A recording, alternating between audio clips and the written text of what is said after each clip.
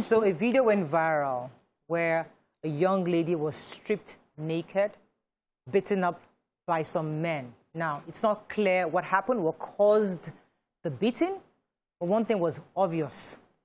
She was being dehumanized because of something she had done. So the question, therefore, is that we would like to have a conversation because we don't have the details. What's the thin line between discipline and dehumanizing people? Or I'll call it domestic dehumanization. Being someone who grew up in that sort of home where you're beaten for the slightest thing, it took me a while to understand that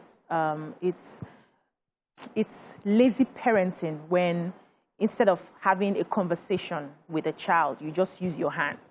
And I was guilty growing up, you know, using my hands as well, because that's how the hand was used on me. So when anything happens, I'm very fast using my hands. But when I started studying and I started opening my mind, I realized that the child that I've been given to take care of is a human being. Yep. That child may be small right now, but that child is a full-grown spirit. And how do I want to treat that child? Exactly how I would want somebody else to treat me. And that's by not humiliating the child. I've spoken to a lot of young children who came from homes where they were dehumanized for the slightest things, and it affected their self-esteem. And they carry it on to their relationships, their work relationships, their romantic relationships. And, you know, there's a very a huge effect on every other aspect of that child's life. Now, if a child does something that you did not expect, the first thing to do is not to bring that child down. Before you embarrass me, I would embarrass you. Is to have a conversation to find out what has happened, what has changed the values that you have taught that child. Did you even teach the child the values, or you expected the child is supposed to know the right things to do? You know, we need to start asking ourselves very real questions. Now, there's another thing that parents forget. They think because I gave birth to you, I made you, or I brought you to life. You are just a caretaker. That child chose to come through you. You are a channel. So treat that child like a human being. So there's something called positive discipline, where you correct without demoralizing or killing the spirit of your child. And I think that we need to unlearn the years of all that we've been doing. All the years, like we've passed it from generation to generation, a culture of abuse in the name of discipline.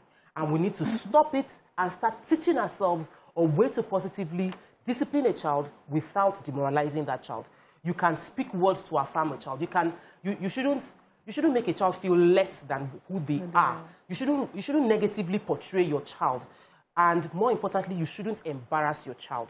Which is why many parents feel like embarrassing their child is a way to make the lesson drive home. But it's very, very wrong. Somebody shared a story with me talk with that. When she went to spend the night with her friends, she didn't come home that day. She came the next day. And her mother, and I think somebody else, beat her up. They opened her legs, put pepper in between her legs, put pepper in her eyes, beat her up. Her grandmother had to come to defend her and say, if you want to kill her, kill me also. But after that experience, she got worse because in her own mind, my parents have done the worst they can do. So now that you've done the worst that you can do, let me do the things I want to do. And she got worse. She went from bad to worse. She had to retrace her steps. So these things, these discipline techniques, is counterproductive. Yes. There used to be a time, I remember, I'm smiling now, but I shouldn't be smiling, where for the children on my street, my grandma's street then, if you wet the bed, they will get a hyena, they will cover its mouth, we call it kura, and they will put the children on the hyena, and the hyena person will take you round the street, all of us will come, will be singing, yeah, you know, and the child will cry. The thing is supposed to scare you into not doing it anymore. There's this particular person, I know, I'm not going to mention their name, who was put on this kura, and then the P the next day was times 10 of the normal P that person would do. So I think also is that our parents, our grandparents did not understand that there are different levels and different ways to treat a child, to teach a child. So it had to be, you beat them just like the way you beat an animal. You beat to train them. But with children, with human beings, you can talk to them. With some of them, you realize that they may have a mental problem, a psychological problem that needs to be talked through, that needs for them to sit with a therapist. Can parents stop cursing their children? We might not think we say it, but many parents still curse their children. That's their way of saying, like, you use words to insult your child back to back every day, Yeah. and you're worried that your child is behaving in a bad way. Is your What word. have you been doing? You are programming your child negatively. You call your child useless. Yeah. You call your child names that you don't want. The reality you don't want in your child's life. Stop cursing your children. Do not speak words in anger that means something you don't want manifested. Don't say your child is mad. Don't say your child is behaving like a mad person. We need to stop it totally. Ensure that when you're speaking to your child, you are not demeaning. Your words are not killing. Your words are not demoralizing your child.